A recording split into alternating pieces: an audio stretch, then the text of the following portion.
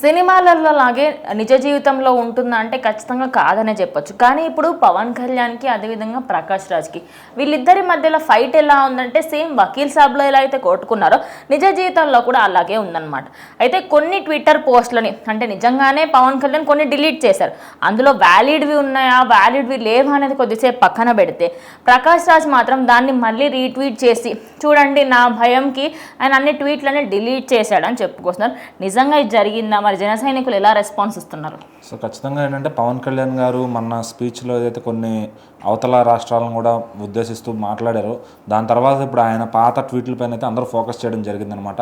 So ఆయన ఏదో కొన్ని ట్వీట్లు డిలీట్ చేశారు అది ఇదని చెప్తున్నారు. ఆయన డిలీట్ చేసిన ట్వీట్లలో ఏమాత్రం కూడా ప్రకాష్ రాజ్ గారు ఉద్దేశించి మాట్లాడే మ్యాటర్ అయితే లేదు. సో అది వాస్తవం అనమాట. ఆయన ఏదో 2-3 ట్వీట్లు కొన్ని అన్నెసరీ ట్వీట్స్ అయితే డిలీట్ చేసుకున్నారు. అందులో అప్పుడు మతాల గురించి కానీ ఈ ప్రాంతాల గురించి కానీ ఆయన మాట్లాడింది లేదు. సో ఈరోజు వచ్చే ఏదో 2 ట్వీట్లు డిలీట్ అయిపోతే ప్రకాష్ రాజ్ లాంటి వాళ్ళు వచ్చి ఏం మాట్లాడుతున్నారంటే మీరు నేను మాట్లాడానని నేను అడుగుతున్నాను భయంతో ఆ ట్వీట్లు డిలీట్ చేసుకున్నారా అంటే మీకు ఒకప్పుడు మాట్లాడే మాట మీద స్టెబిలిటీ లేదా అనే విధంగా ఈయనైతే అడుగుతున్నారు అనమాట.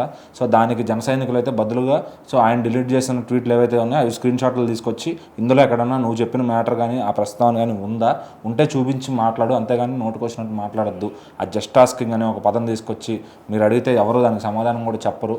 సో ఇంకా ఏదో అడుగుతున్నారు కాబట్టి మేము కూడా మీకు సమాధానం ఇవ్వాల్సి వస్తుంది.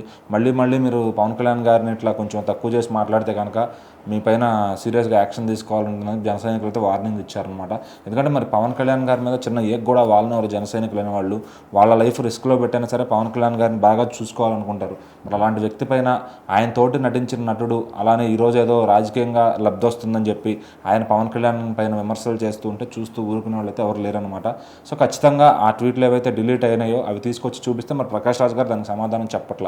సో మరి దానికి అట్లా ఇటువైపు చూపించే వాళ్ళు దానికి సమాధానం చెప్పే దమ్ము ఉంటేనే ఆ జస్ట్ ఆస్కింగ్ అనే ఆ క్వశ్చన్ ఏదో అడిగితే మంచిగా ఉంటుంది. లేదు అది దానికి సమాధానం చెప్పే సత్తా లేకపోతే మీరు అడగద్దు.